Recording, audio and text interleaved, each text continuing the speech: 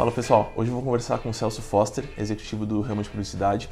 Ele teve passagem pelas maiores agências do país, teve uma passagem expressiva pela ESPN também e atualmente é o Country Manager do PokerStars. Espero que vocês gostem. Celso, você trabalhou em uma série de empresas grandes, trabalhou em agências, empresas renomadas. Eu queria que você se apresentasse em um minuto, sem falar de nenhum aspecto da vida profissional. Ok. Meu nome é Celso Foster, eu estudei, fiz publicidade e propaganda na FIAN. Depois disso, eu fiz um MBA em administração de negócios pelo ITA-SPM, foi uma associação das duas escolas.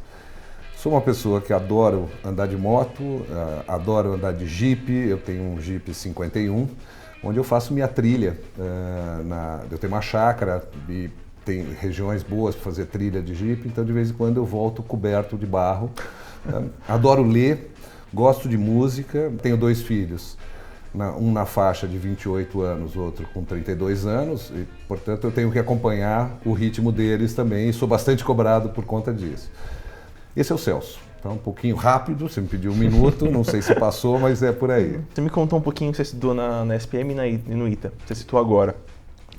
E com certeza isso contribuiu para a sua carreira. Mas tem alguns aspectos bem sutis que a gente não aprende no meio acadêmico. Então, algumas qualidades que a gente consegue cultivar em outros ambientes. Então, paciência, capacidade de persuasão, habilidade para negociar. Com certeza, algumas delas você tem e você utilizou para chegar onde você chegou na sua carreira hoje. Com certeza. Quais são essas características e onde você conseguiu cultivar e aprender essas coisas mais sutis? Eu acho que teve uma experiência na minha vida que foi muito marcante, que eu fiz judô durante 8 anos na minha vida, tá? Numa fase de, eu diria que formação de personalidade. Eu tinha aí dos 7 aos 16 anos de idade, eu pratiquei judô e eu tinha um mestre que era um senhor japonês, e ele era muito filosofia. Então, numa época que você é garoto, que você está precisando provar muita coisa para o mundo, ele trabalhava muito esse lado de, escuta, você não precisa brigar para provar que você é melhor, você não precisa disputar com alguém isso, tenha tranquilidade, seja muito centrado. Então, eu acho que isso teve uma influência muito grande na minha vida. Eu sou uma pessoa muito calma. Mesmo sob situações de alto estresse, esse tipo de coisa, eu consigo manter a tranquilidade, o raciocínio limpo para conseguir tomar as decisões corretas. Tá? Hoje eu trabalho no mundo do pôquer e aprendi também muito com os profissionais de pôquer essa lição de como é que você trabalha em situações adversas, tá? Quando você tem boas cartas na mão, quando você não tem boas cartas na mão, né? Então, como é que você lida com essas situações que não são as mais confortáveis? Mas eu acho que já é uma característica que vem da experiência acumulada mesmo da época de garoto com relação ao judô e das experiências. Aos 19 anos de idade eu comecei a trabalhar dentro de agência e isso me deu uma formação muito grande.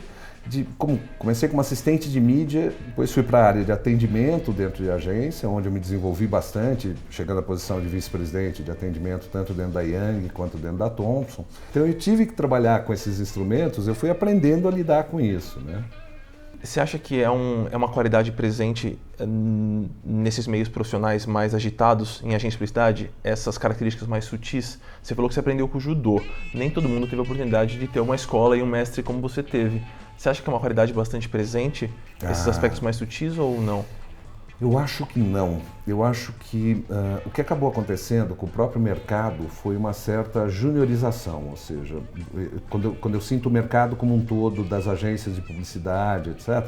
Então, assim, eu não tenho nada contra as pessoas jovens, mas por vezes falta um pouco de uma formação de bagagem, tempo de janela mesmo, e assim, falta uma experiência com pessoas mais velhas. Então assim, eu procurava adquirir muito conhecimento com essas pessoas. Eu acho que eu sou meio japonês nisso, aprendi com o meu mestre do judô. Assim, as pessoas mais velhas, elas têm muito para te ensinar, entendeu? Por quê? Porque elas já viveram experiências que você ainda vai estar vivendo, entendeu? Então eu acho que isso falta hoje um pouco dentro do mercado. Então eu sinto que falta talvez um pouco mais de bagagem e abertura para as pessoas, né? Falta professor de judô. Falta talvez professor de judô para te baixar um pouco a bola e falar, você não é tão importante quanto você acha que você é, entendeu? E você sempre trafegou em alguns ambientes que você parece que lida super bem. Então, meio publicitário, meio de relações públicas, talvez até um pouco de gestão de produto ali, de entender como é que aquele mercado funciona. Como é que você lida quando você está com um desafio numa área que você sabe que você não é tão competente assim? Eu busco aprender com quem é.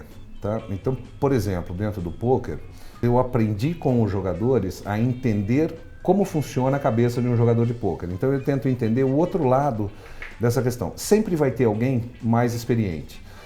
Eu sou professor da Escola Superior de Propaganda também, e o que eu costumo falar para os alunos na primeira aula é o seguinte: olha, eu estou aqui para ensinar vocês um monte de coisa, estou aqui para aprender um monte de coisas de vocês, tá? Então é uma troca, ou seja, se você entender que a gente tem a vida inteira para estar aprendendo alguma coisa, isso fica muito mais fácil. Então, por mais difícil que seja a situação que você está vivendo, sempre vai ter alguém que já passou por uma situação semelhante com a qual você pode estar aprendendo, entendeu? Eu sou muito aberto a esse tipo de aprendizado. Eu busco estar informado a respeito do que está acontecendo, mas ao mesmo tempo buscar a formação das pessoas. Não tem ninguém melhor do que uma outra pessoa para te ensinar alguma coisa. Eu trabalho com consultoria financeira. Eu acompanho a vida financeira de algumas pessoas. Algumas elas estão com dívidas, precisam se organizar, outras estão levando a vida e não conseguem separar dinheiro, outras precisam de ajuda para investir. Eu estava conversando com um cliente e ele organizou a vida financeira, ele tinha uma receita alta e ficou tranquilo com relação a finanças. E aí no último papo ele comentou que a vida financeira estava organizada, mas que agora ele sentia um vazio, porque ele perdeu um jogo que ele gostava de jogar, que é atrás de dinheiro. Sei. E eu acho que é um problema factível de acontecer na vida de um executivo. Eu queria saber, aconteceu com você essa questão de perder um jogo de aquisições financeiras e uma busca por aquisições e ficar meio perdido sem saber para onde você vai agora? Como é que foi? Não, isso? eu acho que a gente tem que criar novos objetivos sempre, tá? Eu sou uma pessoa que estou sempre buscando, quando eu me sinto acomodado de alguma forma, eu mudo. Eu tendo a concordar com essa pessoa, esse seu cliente, que ele precisa estar perseguindo, mesmo que seja assim, ok, eu vou mudar a forma de aplicação. Mas não chega no momento em que faz falta ter alguns objetivos? Porque eu imagino que você não está tão ansioso por um salário maior atualmente. Uhum. Então como é que faz para achar novas metas e achar novos objetivos? Eu estou sempre ansioso por um salário maior. Tá? Gostei da sinceridade. Isso não parou na minha vida, eu continuo correndo atrás dessa, vamos dizer, luta do dia a dia, seja por um bônus, seja por um salário, seja por uma gratificação. Por quê? Porque isso é que me motiva. Tá? Eu hoje estou com 58 anos de idade, mas eu me sinto assim, eu talvez perceba que eu tenho 50 anos de idade quando me olho no espelho, mas eu me sinto com 30, entendeu? Em termos de energia, em termos de disposição, em termos de vontade de fazer as coisas e tal. Então não sinto um momento que eu ache que, por exemplo, eu esteja parando em alguma coisa, tá? Ou seja, eu continuo tendo uma vida, vamos dizer, jovem. Tá? Eu acho que isso é que faz a diferença na vida das pessoas. Quando ela achar que ela está velha, acabou, entendeu? Aí tudo perde a graça, eu acho. Seja financeira, seja na relação com os filhos, seja na relação com os amigos, ou seja, você começa a ficar mais parado, entendeu? E é um momento que eu acho que a vida perde um pouco da graça. Você teve uma carreira executiva, tem uma carreira executiva, e você lida com uma série de tensões e você é responsável pelo dia a dia profissional de algumas pessoas que estão trabalhando em funções que ficam abaixo de você. É uma baita responsabilidade, é uma baita tensão. Só que eu imagino que chega um momento que chega em casa e fala, puta, agora vou dar uma relaxada, vou parar. E com isso deve vir um pouco de solidão. Como lidar com essa solidão de uma vida atribulada quando você entra num casulo mais particular ali? Olha, eu acho que eu não consigo viver isso que você está falando. Tá? Eu tenho, primeiro, muitos amigos, então é comum eu chegar em casa, às vezes eu viro e falo assim, não, hoje tudo que eu quero é dar uma descansada, pegar um bom livro. Assim, eu sinto falta dos momentos de solidão. Eu tenho a necessidade de ter os momentos para mim mesmo, que é o momento em que eu vou estar comigo mesmo, com o meu livro, com o meu filme. Eu tenho amigos do meio profissional, tenho amigos de infância, tenho amigos de adolescência que eu encontro, tenho amigos que eu fui formando na minha vida, assim, de vizinhos, etc., onde eu procuro me manter relacionando com eles, entendeu? Às vezes é difícil, pela vida profissional que te consome muito tempo e tal.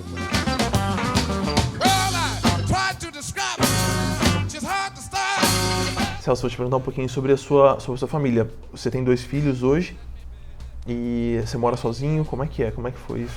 Ok, eu fui casado 2 vezes, tá? Hoje eu tenho uma namorada e estamos super felizes, cada um morando na sua casa, que é um modelo que está dando certo, entendeu? e tenho 2 filhos. E a gente tem uma relação muito próxima. Quando eu me separei da primeira vez, o que eu fiz durante os 2 primeiros anos era o seguinte: eu encontrava com eles pelo menos uma vez por semana, à noite, para a gente jantar, etc. Eles sempre conviveram muito comigo, isso durante a semana. E no final de semana eu passava na casa da mãe deles, pegava eles na sexta-feira à noite e devolvia domingo à noite, já de pijama e os 2 estraçalhados. Assim. Então, assim, a nossa convivência é uma convivência assim, vira e mexe, eles vêm aqui para casa buscar um conselho, querem trocar uma ideia. Mas sempre foi possível manter essa proximidade com a família, ou a família sofreu um pouco com a ascensão da carreira profissional? Eu acho que sofreu quando eu tinha responsabilidade sobre a coordenação global da marca Lux, tá? Eu viajava muito. Então, de vez em quando, você perdia assim, o aniversário de um deles, ou o casamento de um amigo, por questões profissionais. Então, nem sempre foi possível estar conciliando tudo. E os relacionamentos, você acha que sofreram por conta da distância, da frequência de viagem? Você levava com você deixava aqui, como é que era? Eles ficavam aqui por causa de escola, esse tipo de coisa, era difícil conseguir conciliar. Então, assim, o relacionamento com filhos, eu acho que deu para segurar bem essa onda. Tal. O relacionamento com mulher já é um pouco mais complicado, entendeu? Quando você fica 10, 15 dias fora, já a situação complica um pouco mais. Mas deu para levar bons relacionamentos nesse tempo todo? Deu. Foram casamentos sólidos, bacanas, com uma relação de muito respeito e tal. E eu acho que o casamento, só a instituição do casamento que não foi feita para ser eterna, entendeu? É um pouco complicado isso. Eu acho que depois de muito tempo de convivência e tal, ele perde um pouco.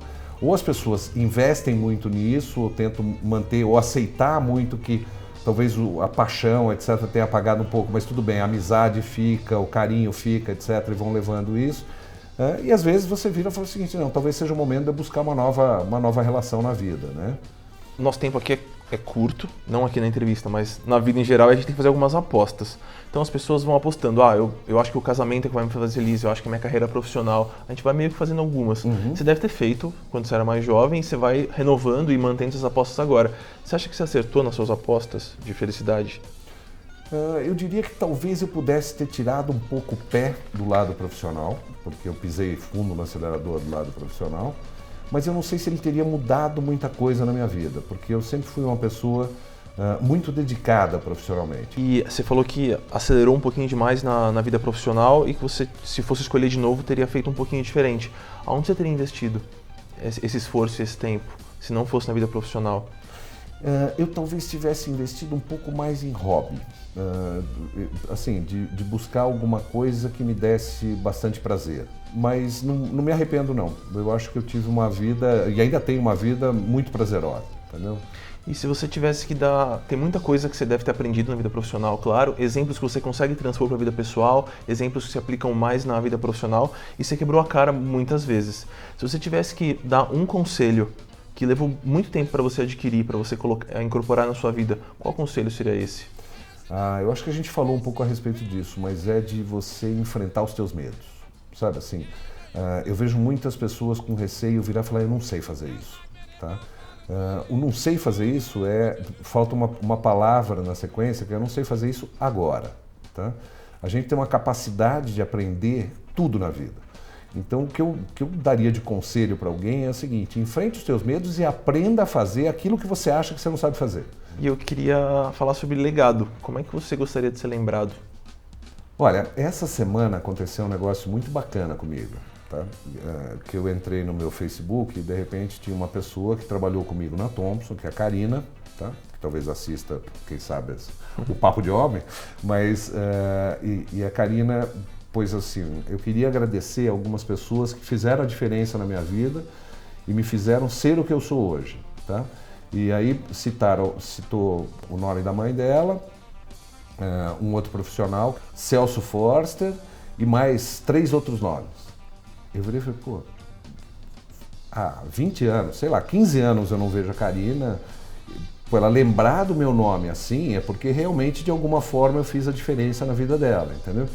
E aí eu mandei uma resposta, falou: pô, é muito bacana saber que de alguma forma eu impactei na vida de alguém. Mas eu nunca tinha ouvido de uma pessoa que na vida profissional, depois de ter trabalhado comigo 15 anos, a pessoa lembrar dessa forma e falar, me citar entre 5, 6 pessoas que fizeram a diferença na vida dessa pessoa. Então eu acho que só isso já é um legado para mim. Eu ter feito a diferença na vida de uma pessoa para o bem, Para mim já é uma satisfação pessoal incrível. Saber que você pode ter feito a diferença na vida de muitas pessoas, eu acho que essa é o grande legado que eu gostaria de deixar.